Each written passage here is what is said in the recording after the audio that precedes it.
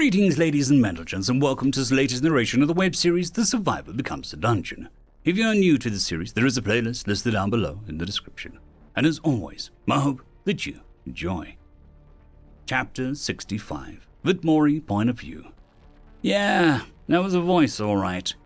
Ururu, is everything alright? I asked as I draw my perspective closer to his den. As much as I just want to look inside to see what's going on, I do want to respect his personal space. Yes, no, I'm not entirely sure. Well, I am completely fine. The tight spaces, I am afraid things are just a little too tight right now. Even as he was saying that, I could sense a rather tense spike of anxiety rushing through his mind as I heard him shifting around a little bit before hurting himself somehow. All right. Just stay still and do your best to relax as much as you can. I'm going to take a look and see what's happening. I do my best to console the guy as I look closer, entering his den before being met with a wall of scales. This is a lot of scales. Moving around and getting a whole picture, it seems Ururu had a major growth spurt, almost double in length, getting to be around 30 feet long, as well as an extra half of his original width thicker. He definitely wasn't getting out on his own, though I'm worried about trying to pull the stone away from around him while there is so much pressure against the walls of his den. Though, as I look at him, I can see that his mana is still swirling around rather actively, as if he were exerting himself somehow, not to mention how agitated he seemed. Okay, so you're pretty packed in there, buddy, and your mana is going pretty well too. I'm going to need you to close your eyes and calm yourself. Try taking some slow, deep breaths before exhaling slowly. Time your breaths to be around 4 seconds. Think you can do that for me? Yeah, okay. Yeah, I think I can do that, he replied while offering a nod, though immediately regretting it as he smacked the top of his head against the ceiling of his den. I watched as the serpent writhes for a couple more moments, doing his best to adjust to the cramped space, before huffing as he finally attempts to relax. It takes more than a few minutes, but I can see that he finally gets into the rhythm of things as he begins to relax. When that happens though, his mana starts to condense more and more the less stressed he appears to be. I almost don't believe my eyes, only to remember that I don't actually have eyes. As I watch Ururu shrink and shift, his very flesh moving and adjusting in shape as he seems to develop a slender torso, complete with a torso, arms and hands. The transformation doesn't seem painful, more slow and perhaps uncomfortable to experience. He looks smaller again, his body going back and down around 15 feet in length. However, the part of his body that now makes his head and torso appears to be 6 feet long. Looking him over, he seems somewhat similar in shape to the snake-kin woman that I saw in the photo back in the other core's bedroom.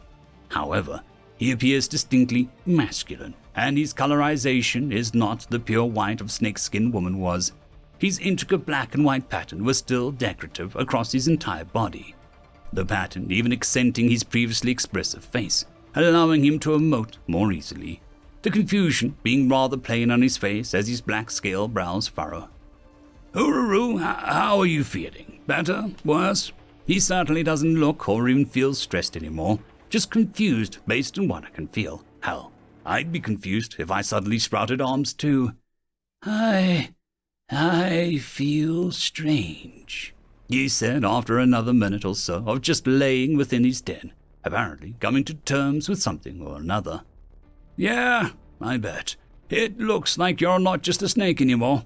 Come on out into the light and let's get a good look at you, I offer, reaching out and carving a broader entrance to his den in order to accommodate his new shoulders. Ururu moved soon enough after I prompted him, doing a mix of crawling and slithering as he pulled himself out of his den, now bathed in the light of the sun and my core. He slithered through the stony stand before pushing himself up and looking himself over.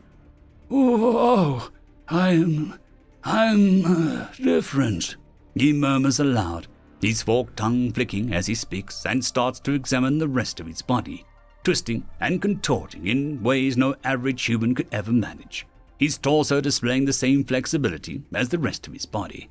Yep, It seems that you are now something along the lines of a beastkin, more specifically a snakekin perhaps, though I have a feeling that you're not stuck with that shape. I'm speculating here, but his manner is much denser in his body right now, at least compared to earlier when it was coursing wildly through him. He tilted his head curiously at the idea, relaxing his body as he stopped twisting around to look at me. Really? I think you might be right. Ururu considered as he blinked, now staring at his scaly hands, curling and fixing them curiously. I was much bigger just now, wasn't I? He considered with a smile as he looked to my core before starting to experimentally roll his shoulders and flex his arms, just messing with his new limbs now. Now that I think about it, if you're a person now, you're probably going to need clothes. It wouldn't be proper for you to be running around naked now. I think I'm going to have to come up with some way to compensate the tailor at Haven. This is already the third person she's had to make clothes for. He blinked a couple of times before looking back at me. I have to wear clothes now. Those things look too snug and uncomfortable. I'd rather just be a snake, he mentioned with a sigh.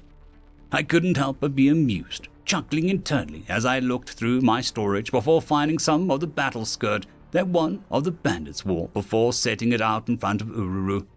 Here, at least wear one of these until you get some proper clothes. As a person and as a man, you have to cover your middle region at least to keep others from being uncomfortable. Ururu picked up the brown piece of leather, looking somewhat skeptical as he furrowed his brows before sighing and nodding. I understand.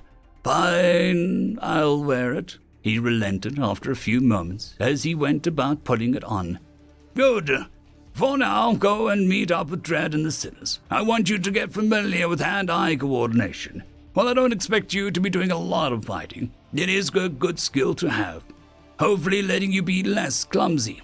I'll reach out to Zassita later to ask for a tailor to come up and take your measurements. That way we can get you some proper clothes made for you. Who knows, you might like them, I offered reassuringly. Ururu was still fiddling with one of the buttons as he glanced over at me, looking very skeptical about the whole thing already. Sure, I suppose we'll have to see, he said, finally managed to get the button as he smiled to himself. And don't worry about your tent. I'll redesign it so that you can fit in it more comfortably. Ururu perked up at that, flashing a warm smile as he nodded. Thank you, Vibmori. Well, I'll be off now, he said as he began slithering forth, going on his hands and stomach at first, and then stopping after a moment and deciding to slither with his torso upright as he made his way out of my chamber. While he's gone, I go ahead and reach out to Zassita about arranging clothes for Ururu. The shepherd responded dutifully as he said he would handle it. Afterward, I decided to go about collecting things from the forge room, from the old dungeon, and bringing it up to the simple little smithy that I had going on the top half of the mountain. I put quite a lot of work into it after all, and I don't want it to go to waste. On the other hand, there was a lot of modern equipment and machines in that room that I don't want to explain just yet. Not to mention, I need to examine all weapons and armor that was left in there.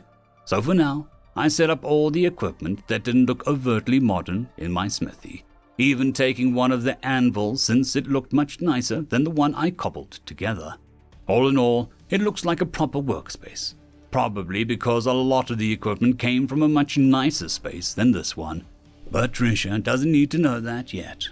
Now that I think about it, I know exactly how to compensate the tailor, as well as fulfill Trisha's current orders for tools. I make my way back down and enter my workshop this time as I go from station to station and proceed to pack up tools with the stuff I find, save for the modern-looking tools and machines. Everything from the carpentry station, most of the things from one of the workbenches with the tailoring equipment, as well as the several bolts of cloth and a few spools of thread.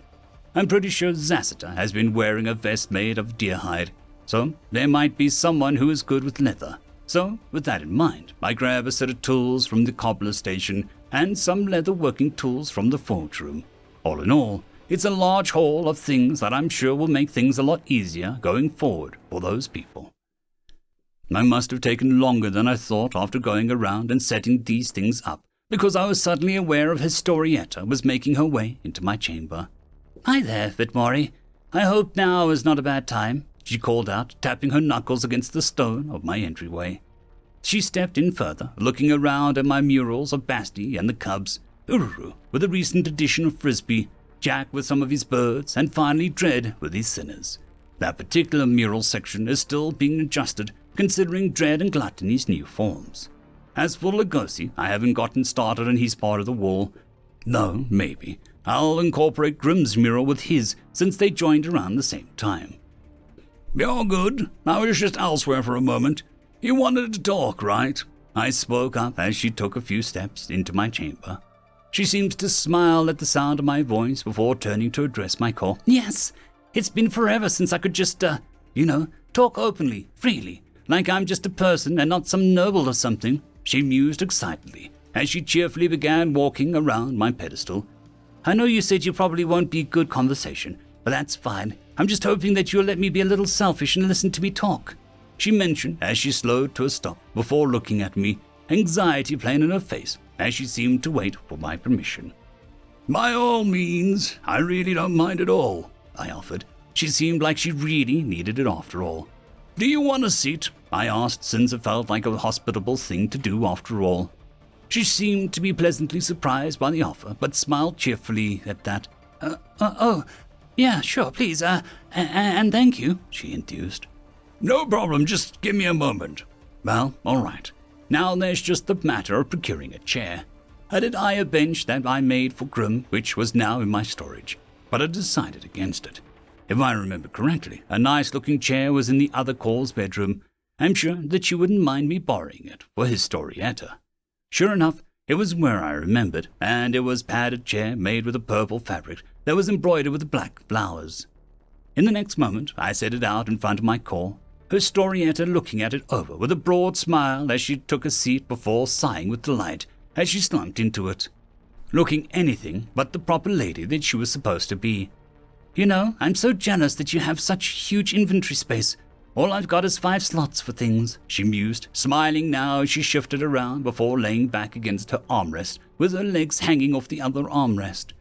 "I've got a couple of potions, an emergency coin pouch, and a dagger.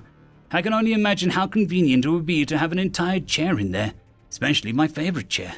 Gosh, well, it wouldn't be that convenient," she seems to admit after thinking about it, though she then chuckled a bit.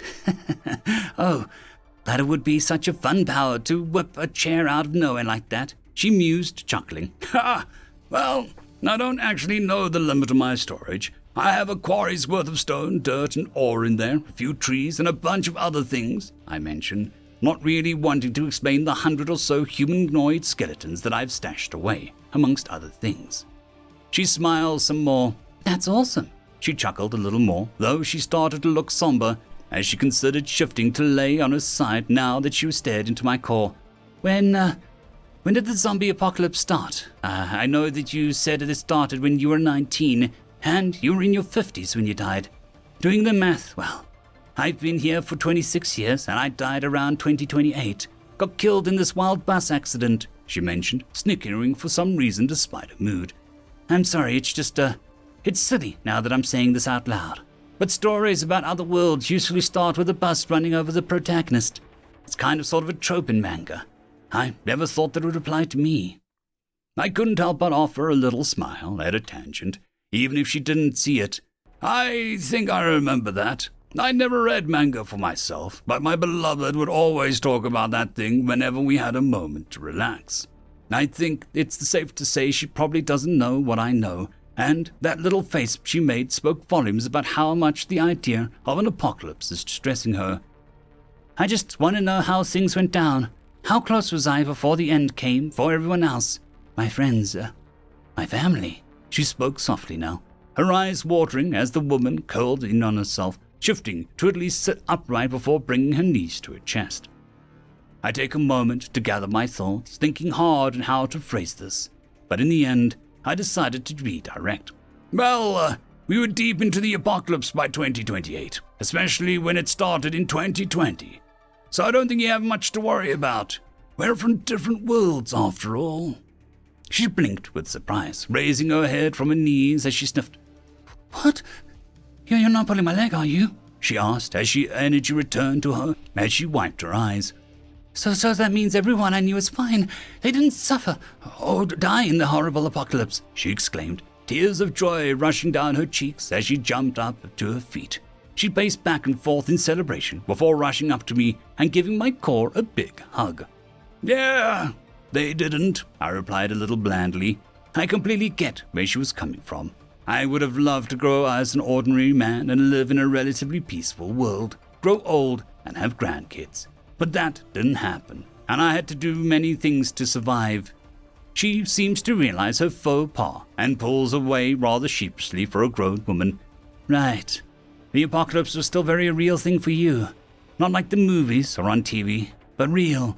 She wiped her cheeks, taking a shuddering breath before sitting back down, bringing her knees back to her chest. Could you tell me about it? If you don't mind, I still want to hear," she asked curiously, her tone sounding rather sincere.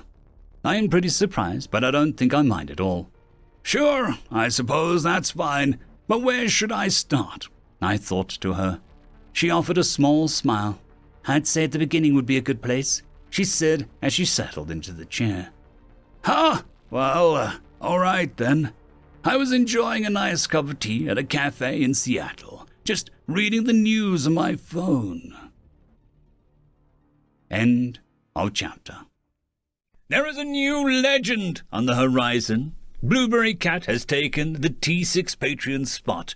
Thank you very much, and I'm sure that I speak for everyone when I say that. I would just like to thank our T5 members, Lord Azrekahl, AmbroseKTal, Quantem Wensday, Dragzoon W.R.E, Blueberry Cat, Cam Maxwell, Casper Arnholtz, Bushmaster 177, and Leslie 517. Thank you very much.